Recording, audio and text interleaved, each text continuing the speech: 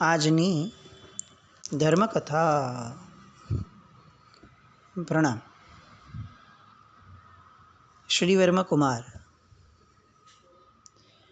એક એવું નામ, એક એવો ભવ શ્રી મુનીશ્વર સ્વામી ભગવાનનો કે જે ભવની અંદરમાં તીર્થંકર નામકર્મ બંધાય એ પૂર્વે એમના ગુણોનો વિકાસ એમની ઉંમરના આધારે, એમની ઉંમરના અનુસારે એમના જીવનની અંદરમાં બહુ સ્પષ્ટપણે આપણે વર્તાઈ શકાય એવી રીતે થઈ રહ્યો છે. એમનું નાનપણ જે આપણે જોયું એમાં પણ ઉંમર સાથે તાલ મિલાવતો એમનો એ વિકાસ, ગુણ વિકાસ પણ સાવ નાની ઉંમરમાં ગંભીરતા, અને હવે જ્યારે યૌવન વય આવી છે એ સમયે યૌવનને અનુરૂપ એવું પરાક્રમ એ પણ એમનામાં પ્રગટે છે. બધું સાંભળી રહ્યા છે સભામાં બેઠા બેઠા. પેલા ચિત્રે હાલ આવેલા જે બે દૂતો છે એ રાજાને જે પણ વાત કરી રહ્યા છે વસંતશ્રીને લગતી, બધી સાંભળી રહ્યા છે. આપણે કલ્પના કરીએ, જેને પોતાને વરવા માટે પેલી કુંવરી નીકળી છે અને એ વરવા માટે નીકળ્યા પછીથી જે રીતે એની સ્થિતિ થઈ રહી છે, એની જે બધી વાતો થતી હોય, એ સમયે ફક્ત દ્રષ્ટા બનીને બેસ્યા રહેવું, રાજાની અને પિતાની આમન્યા જાળવવી, પિતા શું કહે છે એની રાહ જોવી, અને એક રાજવી તરીકે જ્યાં સુધી આ યુવરાજને કોઈ આદેશ ન અપાય અથવા બધી જ યોગ્યતા દેખાય, પાત્રતા દેખાય સમયની, અને એ સમયે વિનંતી કરાય, એ ક્ષણની રાહ જોવી એ કેટલું દુષ્કર કાર્ય છે. આપણું ઉછાંછરાપણું આ બાબતની અંદરમાં વિચાર કરીએ તો એવું લાગે કે કોઈ પ્રવચન સાંભળવા બેઠા હોઈએ અને સામાન્યપણે આપણને જે છીછરું અને બહુ ક્ષુલ્લક જે જ્ઞાન છે, આપણને આમ તો જ્ઞાન પણ ન કહેવાય, માહિતી કહેવાય આપણી આગળ જે છે એને, પણ એ પણ જો ક્યાંકથી કોઈક મહાત્માના મુખની અંદરમાં આવીને વસે અને સાહેબ એ વાત કરે તો આપણે એટલા પણ ગંભીર નથી કે ભલે પદાર્થ આ છે મને ખબર છે, પણ આ મહાત્મા એને કઈ રીતે મૂકવાના છે એ મને ક્યાં ખબર છે. અને મૂળ મહત્તા મારી જાણકારીની કે માહિતીની નથી, મૂળ મહત્તા બોધની છે, જે આ મહાત્મા કંઈક અલગ રીતે જ આપવાના હશે એવું વિચારી અને ગંભીરતાપૂર્વક ચૂપ બેસવું અને નવા બોધને ગ્રહણ કરવા માટે અંદરથી કુતૂહલ વૃત્તિને જિજ્ઞાસા જન્માવી, આ જે આપણું કર્તવ્ય હોય એની જગ્યાએ મને આ ખબર છે, હવે આ થવાનું છે, હવે સાહેબ આ બોલશે, અરે ના સાહેબ આ કંઈક અલગ બોલે છે, આવું છે જ નહીં, મૂળ વાત તો આ જ છે. આવા બધા ઉદ્ગારો આપણા મુખમાંથી નીકળતા હોય. આપણા બધાની આ બહુ સાહજિક પરિસ્થિતિ છે. ઇનફેક્ટ એમ કહી શકાય કે અત્યારની વર્તમાન જીન શાસનની પરિસ્થિતિનો એક બહુ મોટો એક દૂષણનો ભાવ છે કે જ્ઞાનનું પાચન એ બહુ જ ઓછું છે અને બહુ ઓછાને છે. બાકી બધાને નવા નવા શબ્દો સાંભળવા છે, નવી નવી વાતો સાંભળવી છે, છેક વ્યવહાર નહીં, નિશ્ચય નહીં, અધ્યાત્મ, આત્મા, આ બધી વાતો સાંભળી અને છેવટે કાનથી સાંભળીને મોઢાથી કાઢી નાખવી છે. અને આવી પરિસ્થિતિની અંદરમાં તત્વ, એનું શ્રવણ, તત્વની જિજ્ઞાસા અને અંતે એ તત્વની વિચારણા પછી લેવાયેલો તત્વ નિર્ણય કે જે સમ્યક દર્શનનું મૂળ છે, એ દિશા ક્યાંક ખોવાઈ ગઈ છે. આ બધી વસ્તુ વિચારતા એવું લાગે કે શ્રીવર્મ કુમાર એ ખરેખર ધન્ય હતા કે આટલી બધી ગંભીરતા રાખી શક્યા. રાજનું કાજ પત્યું, શ્રીવર્મ કુમારે વિનંતી કરી અને રાજાએ અનુમતિ આપી. શ્રીવર્મ કુમાર હવે નીકળવાની તૈયારી કરે છે. એક આખો યોજનાબદ્ધ કાર્યક્રમ પોતાના મગજની અંદરમાં એમણે તરત ઘડી લીધો જાણે, અને બધા સામંતો અને સેનાપતિઓ બધાને ભેગા કર્યા અને ભેગા કરીને એમણે જાહેરાત કરી કે જુઓ, યોજના એવી છે કે અહીંયાથી ગુલખેડપુર જવાનું છે, 50 યોજનનો એ અંતર છે. તમે એવા એવી સાંઢણીઓ અને એવા ઘોડાઓ મને આપો કેટલાક, કે જેના પરથી એકદમ વાયુ વેગે હું 2 દિવસમાં ત્યાં પહોંચી જાઉં. તમે બધા જ બાકીના જે છે એ શાંતિથી આવો મોટી સેના લઈને, સેનાને પાછળથી આવવા દો. પણ આ પરિસ્થિતિમાં મારે વસંતશ્રીને બહુ લાંબો સમય સુધી રાહ જોડાવી એ શક્ય નથી દેખાતી. સૌથી પહેલું મારું ડગલું એ રહેશે કે 2 સેવકો અત્યારે ને અત્યારે નીકળી જાય અને એ દૂત તરીકે મારતે ઘોડે વસંતશ્રી પાસે પહોંચે અને એવું જણાવે કે તમારે ત્યાંના 2 દૂત અમારે ત્યાં આવ્યા હતા અને એમણે પિતા મહારાજની બધી વાત કરી અને હવે સ્વયં શ્રી વર્મકુમાર તમારી પડખે ઊભા રહેવા માટે એ અહીંયાથી સાંજે નીકળવાના છે. અને હવે તમે નિશ્ચિંત રહેજો, તમારી સાથે જે પણ થશે એ બધાની જવાબદારી 2 દિવસ પછી શ્રી વર્મકુમાર આવી જાય પછીથી એમની રહેશે. આ 2 દૂત ત્યાં પહોંચે. આ પહેલું પગલું. બીજું પગલું, 50 જણા કેટલાક સૈનિકો એ મારી સાથે આવો અને આપણે આ મારતે ઘોડે ત્યાં પહોંચી જઈએ 2 દિવસમાં. બીજા 2 દૂત એ એવા મારે જોઈએ છે કે જે લોકો મારતે ઘોડે અહીંયાથી પેલા સુદર્શન રાજકુમાર પાસે જાય અને સુદર્શન રાજકુમારને હું જે કહું છું એવો સંદેશો એને આપે. કારણ કે વસંતશ્રીએ હજી 2 દિવસ કાઢવાના છે. હું પહોંચી જાઉં પછીની કોઈ ચિંતા નથી, પણ આ 2 દિવસમાં આ સુદર્શન કુમાર કોઈ અજુગતું પગલું ન લે એ માટે કેટલીક વસ્તુઓ સુદર્શન કુમાર સુધી તાકીદે પહોંચાડવાની જરૂર છે. એટલે એ દિશાની અંદરમાં 2 દૂત હમણાં રવાના થાય. અને મારો એક અફર નિર્ણય હું જણાવું છું કે હું જ્યાં સુધી વસંતશ્રી પાસે હવે પહોંચીશ નહીં, જે કાર્ય મેં હાથમાં લીધું છે એ કાર્યની દિશા તરફ, ગંતવ્ય સ્થાન તરફ હું જ્યાં સુધી પહોંચીશ નહીં, ત્યાં સુધી મારે અન્ન અને જળનો ત્યાગ રહેશે. સામંતો અને બધા સાંભળે છે. એમને ભવિષ્યના પોતાના રાજવીની છાપ એમાં દેખાય છે અને બહુ ગૌરવ અનુભવે છે કે કોઈ એક લીધેલા કાર્ય માટેનું કમિટમેન્ટ, એમની દ્રઢતા, એમનો નિર્ધાર એ કેવો ભવ્ય છે. આમાં કદાચ કોઈ આપણા જેવા માણસ એવી કલ્પના કરી પણ શકે કે એને પરણવાની બહુ ઉતાવળ હશે, પણ હકીકત બહુ સ્પષ્ટ હતી પૂર્વના મહાપુરુષોની. એ લોકો માટે દરેક ઘટના જીવનની એ એક પર્યાય હતો અને એ પર્યાય એમની પાસે જે માંગે એ આપવાની એમની તૈયારી હતી. જેવો એ પર્યાય પૂરો થઈ જાય એટલે પૂર્ણપણે બીજા પર્યાય તરફ વળવાની એમની મનોવૃત્તિ પણ હતી. એટલે પછી ઓલા પહેલા પર્યાય માટે રોદણા રડવા અથવા બહુ રાજીપો અનુભવો, આવું નહીં.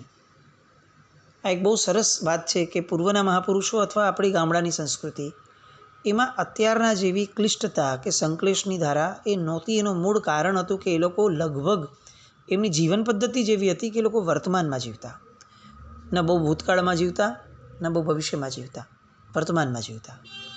આજે આ ટીવી વગેરે આવી જવાના કારણે આપણી શહેરી મનોવૃત્તિ એવી થઈ ગઈ કે આપણે જે બહુ દ્રશ્યો જોઈએ છીએ એના કારણે કલ્પનાઓ બહુ થતી જાય છે અને કલ્પનાઓના કારણે એને દિશા મળતી નથી કલ્પનાને, એટલે સુકૃતમાં એ કલ્પના લઈ જવાતી નથી. અને એના કારણે શું થાય છે કે મારે ભવિષ્ય આવવું જોઈએ છે એવા સપનાઓની અંદરમાં ઘણો સમય જાય છે અને જેવું કંઈક એવું દેખાય કે જેમાં સામાનું નુકસાન થયું અને તરત વિચારાય કે ભૂતકાળમાં મેં પણ આવું કર્યું હતું, મેં આ ન કર્યું હોત તો મારી સ્થિતિ આ ન થાત. એટલે અંતે આપણું જીવન એ વર્તમાન સિવાયની બંને ઘટનાઓની અંદરમાં સતત રહે, પણ વર્તમાનમાં જ ન જ રહે. આ બધી વાતોની અંદરમાં પુસ્તકો એ બહુ સારા મિત્ર બની શકે. પુસ્તક એ આપણને વર્તમાનમાં રાખે છે કારણ કે વિચારણા કરવા પ્રેરે છે. આ ખરેખર આપણી માનસિકતાને બદલાવવા માટે બહુ આવશ્યક છે કે આપણે એવા જ દ્રશ્યોને, એવા જ સમાચારો સાંભળવા કે જે આપણને ભવિષ્ય અને ભૂતકાળ તરફ લઈ જવાના બદલે વર્તમાનની પરિસ્થિતિની વિચારણા અથવા ચિંતન કરવા પ્રેરે, કે આપણા જેવાઓ માટે ઉચિત રહેશે. શ્રી વર્મકુમારે આ બંને કાર્યો પૂરા પતાવ્યા. 50 ઘોડાઓને બધું જે માંગ્યું હતું એની બાબત પણ એમણે બહુ સ્પષ્ટપણે લોકોને કહી દીધી અને અંતે સાંજ સુધીની અંદરમાં બધી જ તૈયારીઓ પૂરી કરી અને શ્રી વર્મકુમાર એ ત્યાં જવા નીકળ્યા વસંતશ્રીની સહાયતા માટે. એ જ્યારે નીકળ્યા ત્યારે એમની સાથે 500 હાથી, 50,000 ઘોડેસવાર, 30,000 ઊંટ સવાર અને 5,000 રથ, આટલું સૈન્ય એ એમની પાછળ પાછળ જે નીકળવાનું હતું એની સાથે નીકળવાનું હતું. પોતે 50 જણને લઈ અને આગળ નીકળ્યા. આ બાજુ આખી ઘટનાની ક્રમબદ્ધતા જોવી એ પણ કેટલીક આવશ્યક લાગે રોચકતા માટે. દરેકના રોલ પ્લે કેવા કેવા થાય છે એ જુઓ. શ્રીવર્મા કુમાર નીકળ્યા. હવે સૌથી પહેલો રોલ પ્લે આવે છે સુદર્શન કુમારનો.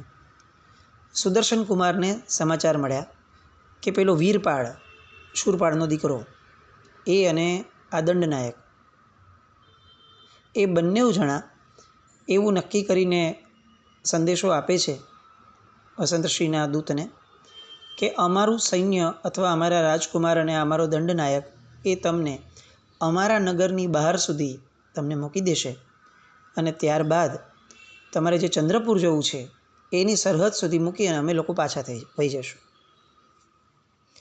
હજી સુધી આને કંઈ ખબર જ નથી સુદર્શનને કે ચંદ્રપુર સુધી વસંતશ્રીના દૂતો પહોંચી ગયા છે અને સ્વયં શ્રીવર્મા કુમાર એ જ રક્ષા માટે આવવાનો છે. એટલે એને એવા સપના છે કે હું આ રાજ્યમાં તો કંઈ નહીં કરી શકું અત્યારે આ દંડનાયક અને શૂરપાળના આદેશના કારણે, પણ જેવા આ લોકો સરહદ વટાવશે અને એ લોકો નીકળી જશે પાછા, એટલે મારી માટે રસ્તો બહુ ખુલ્લો થઈ જશે અને હું તાત્કાલિક આ સુદર્શનાનું અપહરણ કરી અને એને હું મારા રાજ્યમાં લઈ જઈ અને એને હું પરણી લઈશ. આ વિચારણા છે સુદર્શનની. એક વિચારણા જોઈએ આપણે શ્રીવર્મા કુમારની. હવે ત્રીજો મૂર્તિઓ છે એ છે વીરપાળ, જે સ્વયં મનોમન જ મૂર્તિઓ બન્યો છે, શૂરપાળનો દીકરો. એ હવે કલ્પના કરે છે કે હું અહીંયાથી નીકળ્યો છું તો હવે હું ગમે તેમ કરી અને તક સાધી અને વસંતશ્રીને પરણવાની વાતમાં આગળ વધી જાઉં. ભોળો હતો એમ કહેવા કરતાં એમ કહેવું વધારે ઉચિત લાગશે કે એ મૂર્ખ હતો.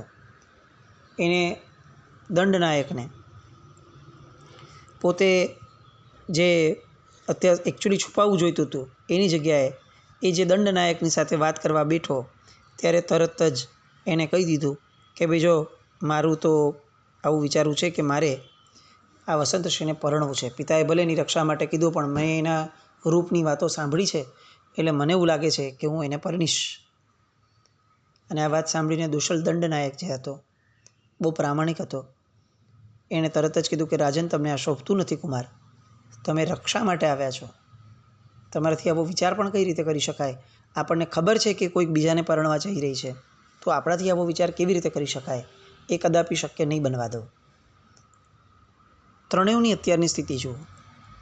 એકના મનની અંદરમાં સુદર્શન છે, એના મનની અંદરમાં સપનાઓ છે. આ બીજો છે, એના મનની અંદરમાં પણ કેટલાક સપનાઓ છે, પણ ભાંગેલા સપના હોય એ રીતે. ભલે હજી તો જોર અજમાવવાનો જ છે દુશલની સામે, પણ અત્યારની પરિસ્થિતિ પ્રમાણે સપનાઓ છે. અને એક શ્રીવર્મા કુમાર છે જેના મનમાં કોઈ સપનાઓ નથી, જેના મનમાં કર્તવ્યપરાયણતાનો જ યજ્ઞ છે.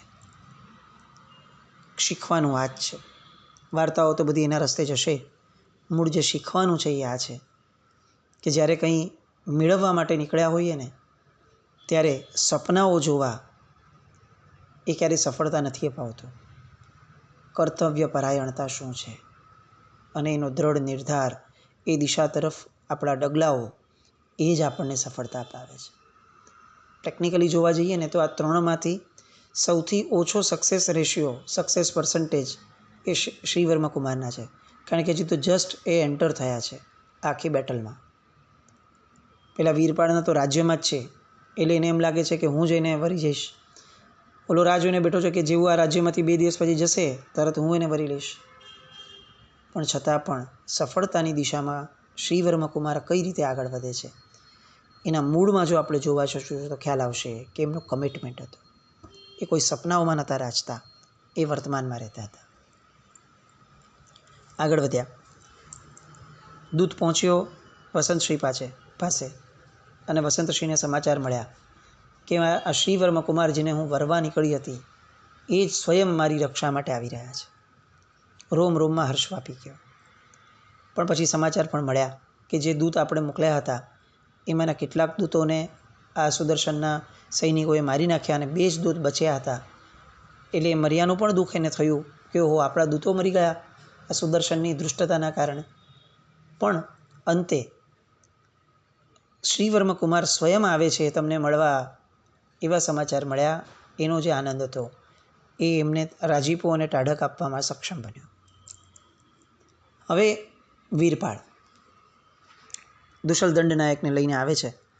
એ પણ કેટલાક પેંતરાઓ રચે છે દુશલની સાથે કે ભાઈ ચાલો હું એને લગ્ન નહીં કરું એની સાથે, તમે કહો છો એ પ્રમાણે, પણ મેં એમના વિશે બહુ સાંભળ્યું છે કે બહુ રૂપાળા છે, મને કૌતુક છે, મને એકવાર એમને જોવા છે. દુશલ દંડનાયક એને ફરી ઠપકારે છે. રાજકુમાર છે છતાં પણ ઠપકારે છે કે જે રસ્તે આપણે જવું નથી એ રસ્તાનું નામ કેમ લેવું છે? જો ખરેખર આપણે એમની સાથે કોઈ સંબંધ નથી રાખવાનો, એમને ફક્ત આપણા રાજ્યની સીમાડા સુધી મૂકવા જેટલું આપણું કર્તવ્ય છે, તો એ જ પૂરું કરવું જોઈએ. એના સિવાયની વસ્તુઓમાં મનને ફંટાવા કેમ દેવું છે અને મન ફંટાય એવા નિમિત્ત કેમ ઊભા કરવા છે? પણ પેલાને એવું લાગતું હતું વીરપાળને કે ના ના, હું આવા કંઈક બહાને પણ હું પટાવી લઈશ દુશલને. એટલે જીદ કરે છે કે ના ના ના, આપણે ગમે તેમ કરીને એને મળવું તો છે જ. એક કામ કરીએ, આપણે એક સૈનિકને મોકલીએ અને એને કહીએ કે તું સ્વયં વસંતશ્રી પાસે જઈ અને એને કેટલોક સંદેશો મોકલી આવો. એ બહાને એ એને જોઈ આવશે અને એના રૂપનું વર્ણન મને કરશે તો પણ મને સંતોષ થઈ જશે. દુશલ પાસે વિકલ્પ નથી, કારણ કે રાજકુમાર છે. કેટલીક વસ્તુઓમાં કંઈ સાવ નકારી શકાય એવું હતું નહીં. દૂતને મોકલ્યો અને સંદેશો આપીને કીધું કે હવે અમારા રાજકુમાર વીરપાળ તમારી રક્ષા માટે આવવાના છે, વગેરે વગેરે વાતો કરી. પાછો આવ્યો અને વીરપાળને એના રૂપનું વર્ણન કર્યું. એને એમ કહ્યું કે આ જગતની અંદરમાં જો કોઈ શ્રેષ્ઠતમ સૌંદર્ય છે તો એ વસંતશ્રી છે. કોઈ દેવીનું મંદિર હોય અને એમાં દેવીની મૂર્તિ કંડારી હોય અને સૌંદર્યની પરાકાષ્ઠાઓ ઊભી થઈ હોય અને તેમ છતાં પણ જે સૌંદર્ય અધૂરું લાગે એવું સૌંદર્ય એ આ વસંતશ્રીનું પોતાનું છે. બધું સાંભળે છે, એક એક વસ્તુઓ સાંભળે છે. અને હવે આ વીરપાળના મનની અંદરમાં લાડુ ફૂટવા લાગ્યા. વજ્રાયુધા દેવીના મંદિર પાસે આ વસંતશ્રીના ઉતારા છે. આ બધું સાંભળ્યું અને હવે એણે ઈચ્છા ઊભી કરી કે હવે દુશલને મારે કઈ રીતે આટામાં લેવો. એટલે એમ કહે છે દુશલને કે એક કામ કરો, આટલું સરસ સાંભળ્યું છે ને, તો હવે છેવટે એક વાર મારે એમને જોઈ લેવા છે. બસ મારે ખાલી જોઈ જ લેવા છે, મારે કાંઈ કામ નથી. બાકીની બધી રક્ષાનું કામ આપણે કરશું, પણ એક વાર મારે આમને જોઈ લેવા છે. મને કૌતુક થયું છે. તો આપણે એક કામ કરીએ, એમને કહો કે આપણે એમને સંદેશો મોકલાવીએ કે તમે વજ્રાયુધા દેવીના દર્શન કરવા આવો અને હું પણ ત્યાં જાઉં એ જ દિવસે. બસ હું દૂરથી એમના દર્શન કરી લઈશ, હું બીજું કંઈ જ નહીં કરું. દુશલ ફરીથી વિચારે છે કે આ ક્ષુલ્લક વાતોની અંદરમાં વીરપાળ મને ફેરવી રહ્યો છે, પણ શું કરાય? વાતો એવી પણ નથી કે જેને બહુ દ્રઢપણે નકારી શકાય.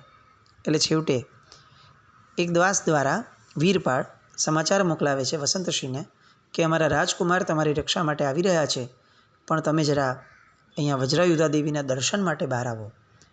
ત્યારે એમણે તમને ખાલી નિહાળવા છે. સ્ત્રીની અંદરમાં હંમેશા એક સૂઝકો હોય છે પોતાના શીલને લગતો. એને વાતો પરથી, દ્રશ્ય પરથી ખ્યાલ આવી જાય કે આ વ્યક્તિની નિયત કેવી છે.